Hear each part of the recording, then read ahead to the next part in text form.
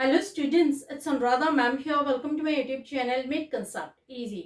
आज के video lecture में क्लास 12 अकाउंटेंसी को कंटिन्यू करते हुए मैं एक्सप्लेन करूंगी forfeiture of shares when shares are issued at premium. जब कंपनी प्रीमियम पर शेयर इशू करती है और शेयर फॉरफिट हो जाते हैं तो किस तरह से हम जर्नल एंट्रीज पास करते हैं। तो मैं ले रही हूँ क्वेश्चन नंबर 52, बुक है टीएस गरेवाल और सेशन है 2024-25। तो question number 52 is Ajanta limited issued a prospectus inviting application for issuing 5 lakh equity shares of rupees 10 each issued at a premium of 10%।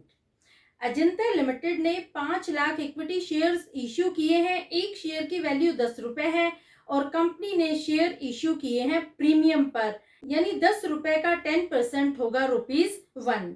10 रुपए के शेयर कंपनी ने 11 रुपए में इश्यू किए हैं। The amount was payable as follows. किस तरह से कंपनी ने अमाउंट मंगवाई है? एप्लीकेशन पर मंगवाए हैं 3 रुपए, ऑन अलॉटमेंट इंक्लूडिंग प्रीमियम ₹5 पर शेयर। अलॉटमेंट पर मंगवाए हैं 5 रुपए। देखो 5 रुपए में 1 रुपए प्रीमियम का भी इंक्लूडेड है। On first and final call ₹3 पर share. First and final call पर कंपनी ने 3 रुपए मंगवाए हैं। Applications were received for 6 lakh shares and pro rata allotment was made to all the applicants। देखो यहाँ पर ओवर सब्सक्रिप्शन हुआ है, यानी 6 लाख शेयर्स के लिए पब्लिक ने अप्लाई किया है। तो कंपनी ने यहाँ पर जो एक्सेस एप्लीकेशन मनी रिसीव हुई थी उसे वापस नहीं किया, उसे रिजेक्ट नहीं किया। प्रो राटा बेसिस पर सारे एप्लीकेंट्स को शेयर्स अलॉट कर दिए। Excess money received on application was adjusted towards sum due on allotment। जो भी एक्सेस एप्लीकेशन मनी कंपनी को रिसीव हुई थी उसे अलॉटमेंट पर एडजस्ट कर दिया। All amounts were duly received except from Sumit, who was the holder of 1000 shares and failed to pay allotment and first and final call his shares were forfeited। देखो company को सारी amount receive होगी accept 1000 shares. 1000 shares जो company ने सुमित को allot किए थे, सुमित ने ना ही तो अलॉटमेंट मनी पे की है और ना ही first and final call money. उसके शेयर्स को कंपनी ने फॉरफिट कर दिया। Pass journal entries for the about transaction in the books of Ajanta limited open calls in arrears account where ever necessary. आपको अजंता लिमिटेड के बुक्स में जर्नल एंट्रीज पास करनी है और कॉल्स इन एरियर अकाउंट भी खोलना है जहां पर रिक्वायरमेंट है। क्लियर? तो देखो किस तरह से आप क्वेश्चन सोल्व करेंगे। सबसे पहले एक इंपॉर्टेंट चीज आपको बता देती हूं कि जब कंपनी प्रीमियम पर शेयर इश्यू कर रही है और शेयर फॉरफिट हो जाते हैं और कंपनी को प्रीमियम की अमाउंट रिसीव नहीं होती तो हम सिक्योरिटी प्रीमियम को डेबिट करते हैं eight the time of forfeiture. और अगर कंपनी को सिक्योरिटी प्रीमियम की अमाउंट रिसीव हो जाती है तो eight the time of forfeiture हम प्रीमियम की अमाउंट को इग्नोर कर देते हैं। ये दोनों पॉइंट आप ध्यान रखना। तो इस क्वेश्चन में क्या है कि कंपनी को प्रीमियम की अमाउंट रिसीव नहीं हुई, तो यहाँ पर जब हम शेयर्स फॉरफिट करेंगे तो सिक्योरिटी प्रीमियम को हम डेबिट करेंगे। क्लियर? अब देखो क्वेश्चन में 10 रुपए का शेयर है जिसे कंपनी ने 11 रुपए में इश्यू किया है। 1 रुपए है सिक्योरिटी प्रीमियम का। किस तरह से कंपनी ने अमाउंट मंगवाई है? 3 रुपए मंगवाए हैं एप्लीकेशन पर, 5 रुपए मंगवाए हैं अलॉटमेंट पर। देखो 5 रुपए में जो 4 रुपए हैं ये 4 रुपए हैं शेयर कैपिटल के और जो 1 रुपए है ये है सिक्योरिटी प्रीमियम का। कंपनी ने 3 रुपए मंगवाए हैं फर्स्ट एंड फाइनल कॉल पर। यहाँ पर ओवर सब्सक्रिप्शन हुआ है 1 लाख शेयर्स के लिए, क्योंकि कंपनी ने 5 लाख शेयर इश्यू किए थे लेकिन पब्लिक ने अप्लाई किया है 6 लाख शेयर्स के लिए। तो जब आप एप्लीकेशन मनी रिसीव कैलकुलेट करेंगे तो 6 लाख शेयर्स के लिए कैलकुलेट करेंगे। सबसे पहली एंट्री क्या होगी? बैंक अकाउंट डेबिट अमाउंट कितनी आएगी? देखो कंपनी को 6 लाख एप्लीकेशंस रिसीव हुई है और 3 रुपए कंपनी ने मंगवाए हैं एप्लीकेशन के समय। तो 6 लाख को आप 3 से मल्टीप्लाई करेंगे तो अमाउंट आएगी 18 lakh. To share application account, amount will be same rupees 18 lakh. Narration क्या होगी? नरेशन होगी application money received, application money received. ये सबसे पहली एंट्री हम पास करते हैं। ये आपको क्लियर हो गई होगी कि जब कंपनी को ओवर सब्सक्रिप्शन होता है तो एप्लीकेशन मनी रिसीव कैलकुलेट करने के लिए टोटल एप्लीकेशन को हम एप्लीकेशन मनी से मल्टीप्लाई करते हैं। यहाँ टोटल एप्लीकेशन कंपनी को मिली है 6 लाख, तो 6 लाख को हमने 3 से मल्टीप्लाई किया तो अमाउंट आ गई रुपीज 18 लाख।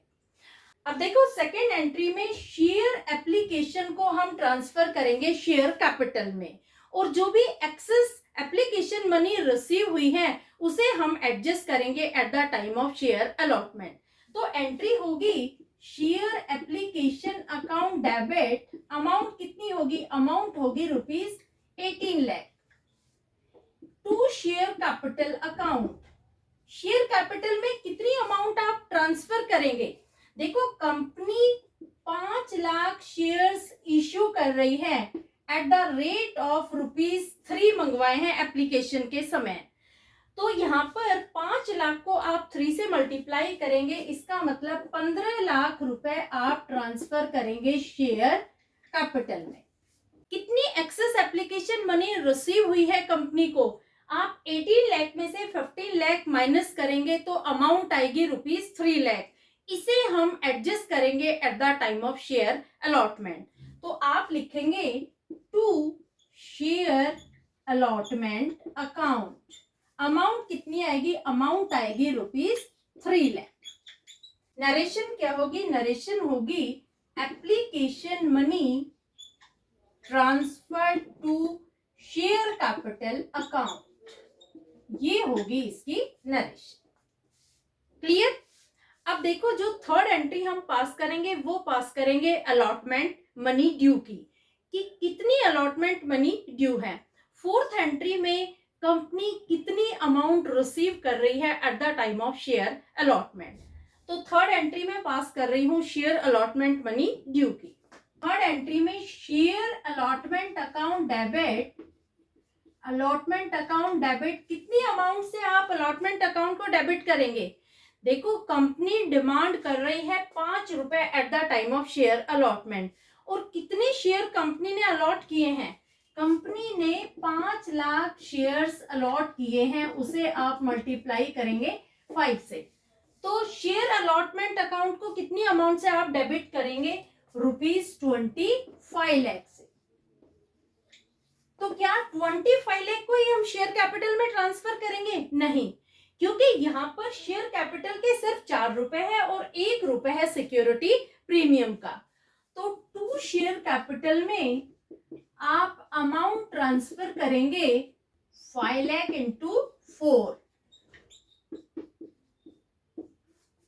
तो रुपीज 20 लाख आएंगे शेयर कैपिटल में टू सिक्योरिटीज प्रीमियम अकाउंट, और अमाउंट आएगी रुपीज 5 लाख, क्योंकि कंपनी ने 1 रुपए मंगवाया है सिक्योरिटीज प्रीमियम का। देखो 4 रुपए है शेयर कैपिटल के, 1 रुपए है सिक्योरिटी प्रीमियम का। तो 5 लाख को मैंने 4 से मल्टीप्लाई किया तो अमाउंट आई 20 लाख, और 5 लाख को 1 से मल्टीप्लाई किया तो amount I 5 lakh. Clear? Narration होगी allotment money due, allotment money due. Clear? अब देखो जो फोर्थ एंट्री हम पास करेंगे अलॉटमेंट मनी रिसीव की, तो क्या कंपनी को 25 लाख अमाउंट रिसीव होगी शेयर अलॉटमेंट की? नहीं, क्योंकि जो एक्सेस एप्लीकेशन मनी रिसीव हुई थी at the time of share application उसे हम माइनस करेंगे। दूसरा, जो सुमित एक शेयर होल्डर है जो डिफॉल्टर है, जिसने अमाउंट पे नहीं की eight the time of share allotment, वो भी अमाउंट हम कैलकुलेट करेंगे कि कितनी अमाउंट सुमित ने पे नहीं की। तो अलॉटमेंट मनी रिसीव की अमाउंट कैलकुलेट करने के लिए हमें 2 वर्किंग नोट बनाने होंगे। दो वर्किंग नोट में एक वर्किंग नोट से हम ये पता लगाएंगे कि सुमित ने कितनी अमाउंट पे नहीं की शेयर अलॉटमेंट के समय, और दूसरे वर्किंग नोट में हम कैलकुलेट करेंगे कि कंपनी को कितनी अमाउंट रिसीव हुई है eight the time of share allotment. तो इसे मैं क्लियर कर रही हूं। अब मैं बना रही हूं दो वर्किंग नोट। देखो, फर्स्ट वर्किंग नोट में हम दो स्टेप में काम करेंगे। पहला जो स्टेप है उसमें हम सुमित के अप्लाइड शेयर कैलकुलेट करेंगे, क्योंकि क्वेश्चन में आपको सुमित के अलॉटेड शेयर्स गिवन है जो है 1000 शेयर्स।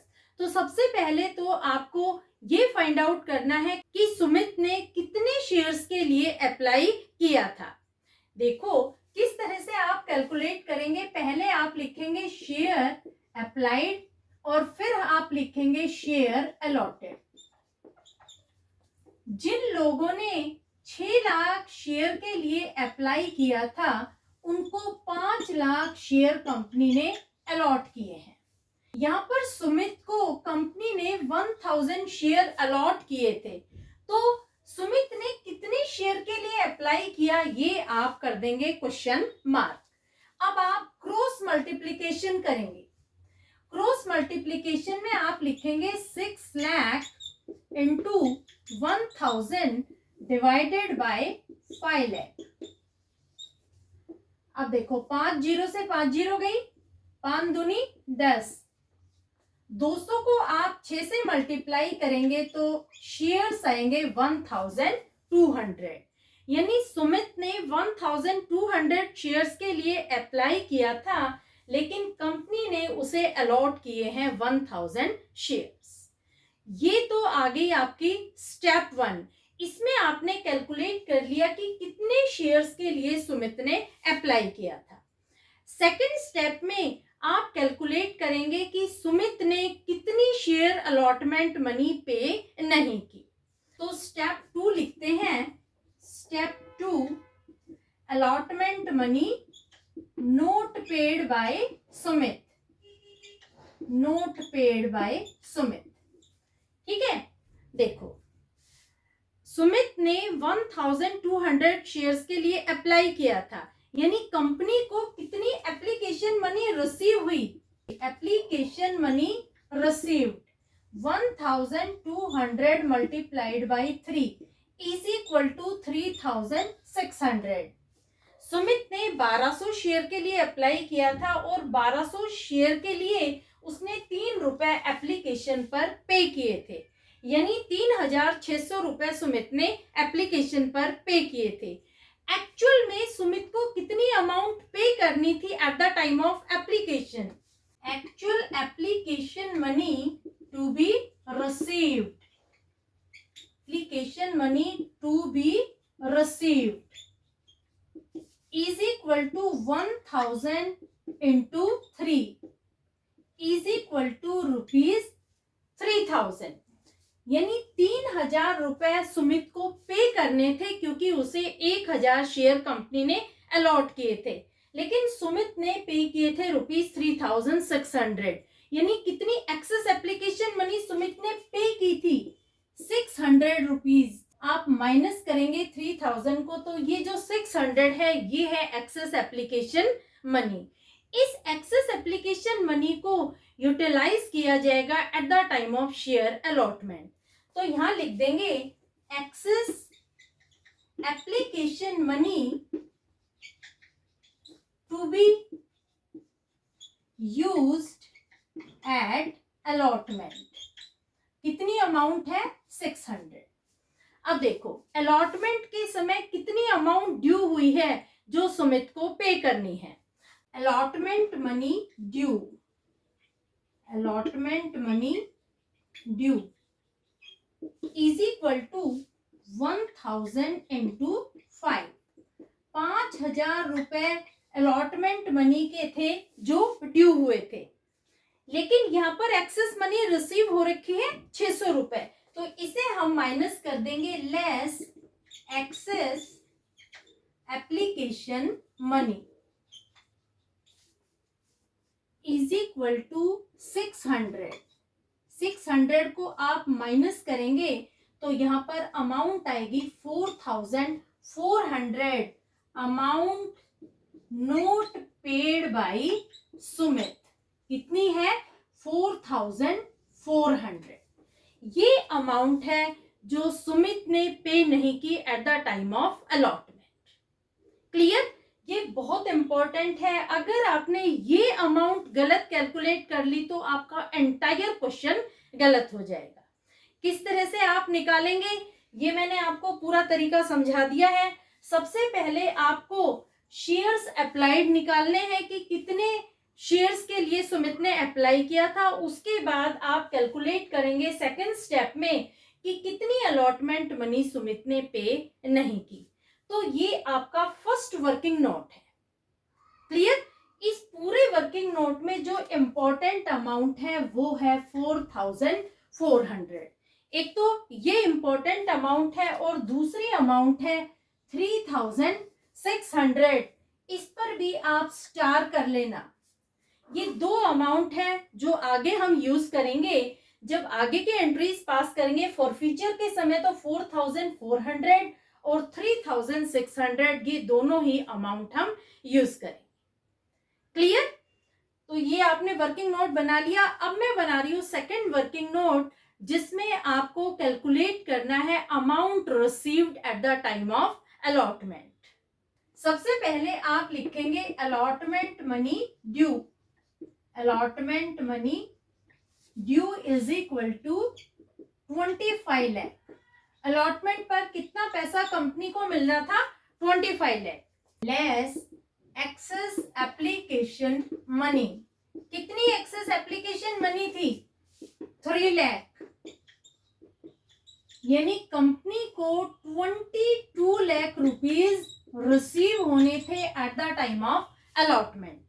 लेकिन सुमित ने 4400 रुपए पे नहीं किए। इसे भी हम डिडक्ट करेंगे less amount due but note paid by Sumit ₹4400। इसे हम कर देंगे माइनस। तो अमाउंट आएगी ₹21,95,600। ये जो अमाउंट है ये अलॉटमेंट के समय कंपनी को रिसीव होनी है। इसके लिए हम एंट्री पास करेंगे। देखो समझ आई ये अमाउंट किस तरह से निकली है। सबसे पहले आपको जो अमाउंट ड्यू है अलॉटमेंट पर वो अमाउंट लिखनी है। उसमें से आप माइनस कर देंगे एक्सेस एप्लीकेशन मनी जो ऑलरेडी कंपनी को रिसीव हो चुकी है, वो है ₹3 लाख। तो 25 लाख में से 3 लाख आपने माइनस किए तो amount I ₹22 lakh.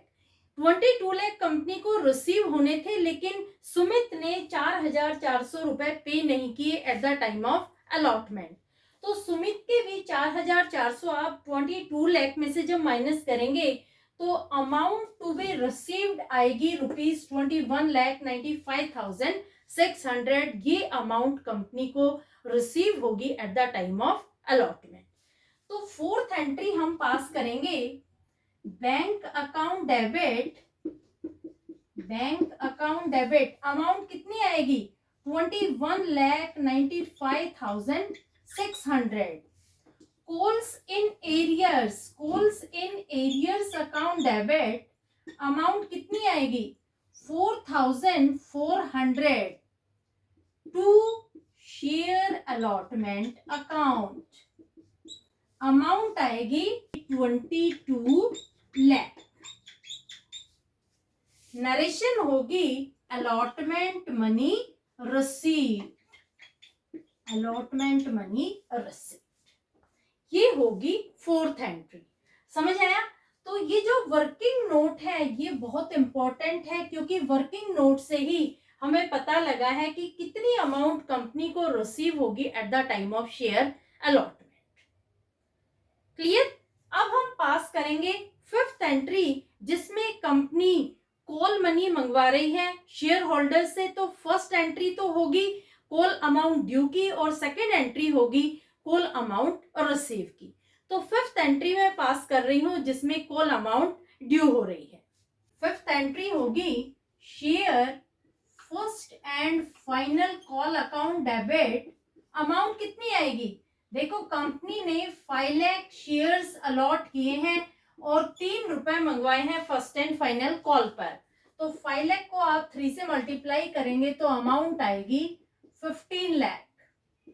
To share capital account, amount will be rupees 15 lakh.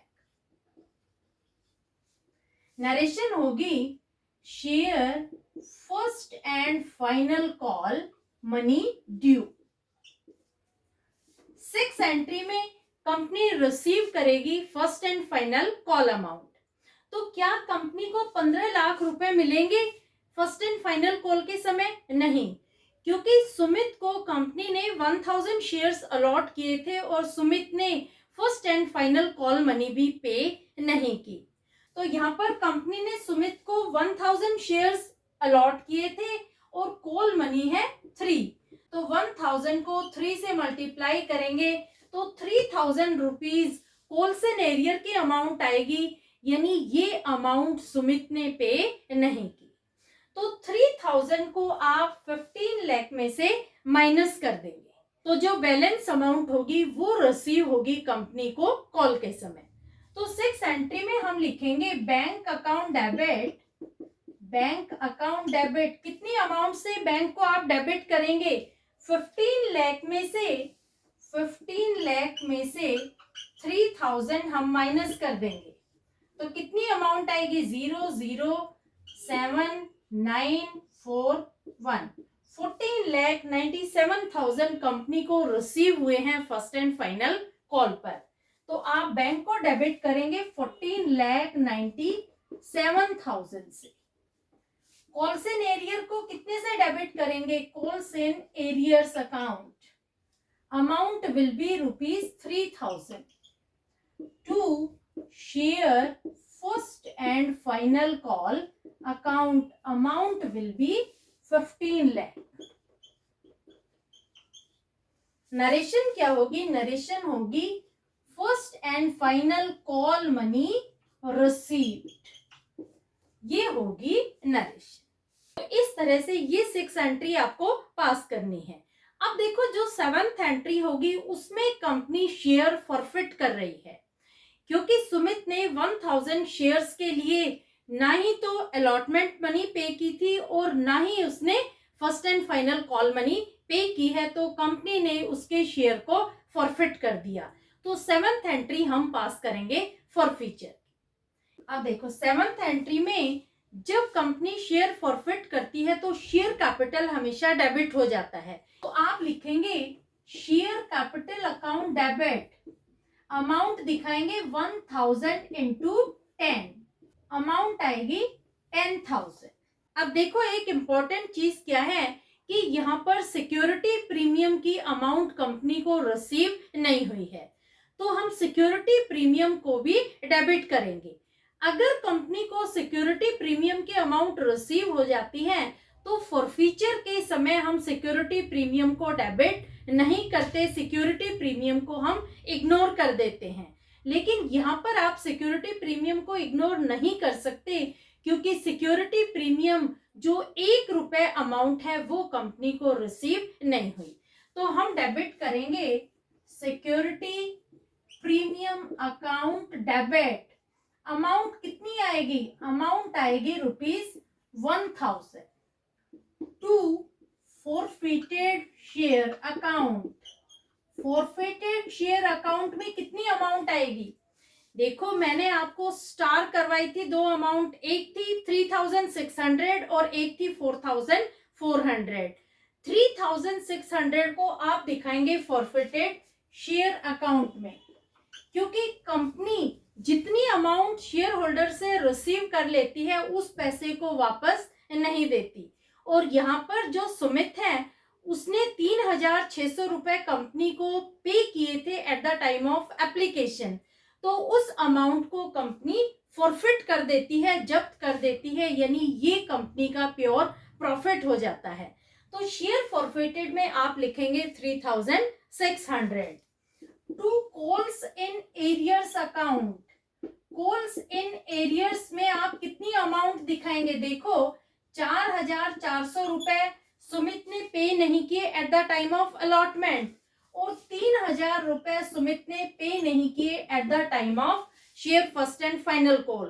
तो टोटल अमाउंट हम दिखाएंगे to calls in arrears account में।